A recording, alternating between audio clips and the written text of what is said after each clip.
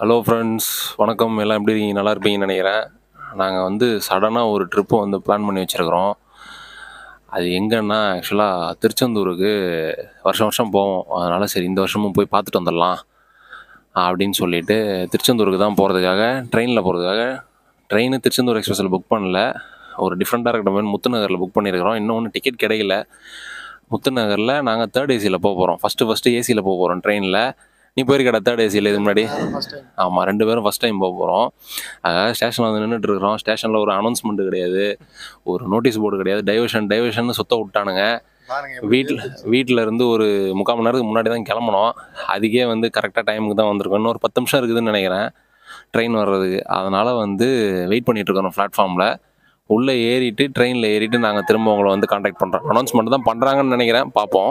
Guys, நாங்கள் வந்து ஒரு 2 நாள் ட்ரிப்பு பிளான் பண்ணியிருக்கிறோம். ஸோ ஃபஸ்ட்டு வந்து இன்றைக்கி சரி தூத்துக்குடி போய் இறங்கிட்டு அங்கே திருச்செந்தூர் போய் நல்லபடியாக சாமியை பார்த்துட்டு அதுக்கப்புறமா அங்கே போயிட்டு மீதியெல்லாம் நாங்கள் கண்டினியூ பண்ணுறோம். என்னன்றதை பாருங்கள்.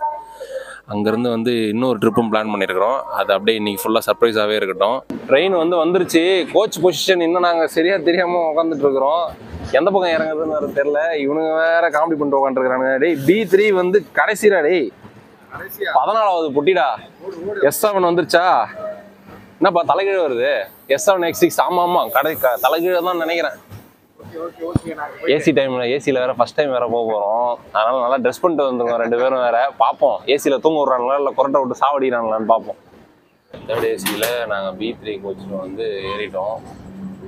உள்ளே வந்து ஆக்சுவலாக சொல்ல முடியாத அளவுக்கு சில்னஸ் இருக்குது. பஸ்ஸெல்லாம் சும்மா பஸ்ஸெல்லாம் 1000-2000 கொடுத்து போகிறது வந்து ஆக்சுவலாக வேஸ்ட்டு. சும்மா இதிலே நல்லா இருக்குது, நல்ல கம்ஃபர்ட்டும் இருக்குது.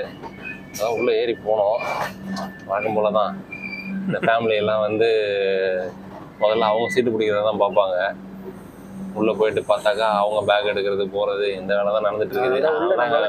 ஆமாம், அதனால் உள்ளே காட்டவும் விரும்பல முதல்ல. அதனால தான் வெளில நின்றுட்டுருக்கோம். கொஞ்சம் நேரம் அந்த வெளியில் தாண்டினோடனே நாங்கள் போய் உள்ளே செட் ஆகிடுவோம். ஆக்சுவலாக ஃபஸ்ட் டைம் ட்ராவலுன்றதுனால இந்த பெட்ஷீட்டு இந்த தலைகாணிலாம் எங்கே வச்சுருக்காங்கன்னு தெரில. ஏசி கோச் வேறையா, எல்லாம் ராயலாக இருக்காங்கப்பா. ராயல் ஆளுங்கள்ட்டெல்லாம் கேட்டால் வேறு நம்மளே வேறு முறைப்பானுங்க வேறு. அதே வேறு பயமாக இருக்குது எனக்கு. இல்லை நம்மளா போய் எடுத்துக்கலாமா, இல்லை எடுத்துக்கிட்டா ஒரு மாதிரி பாப்பானுங்களோன்னு வேறு ஒரு மாதிரி பயமாக இருக்குது.